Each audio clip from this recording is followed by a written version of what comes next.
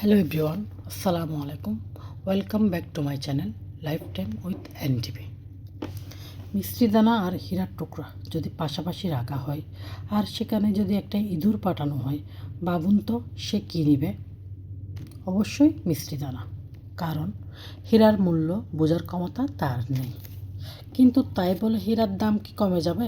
কখনোই না, কারণ হীরার মূল্য ইঁদুরের চোখে নয়, বুঝে তারা যারা আসলেই মূল্যায়ন করতে জানে।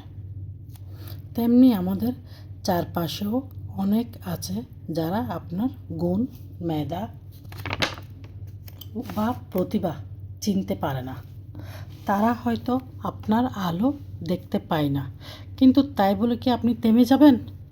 তাই বলে কি আপনি নিভে যাবেন? মনে রাখুন, ওরা ইঁদুর আর আপনি হীরা।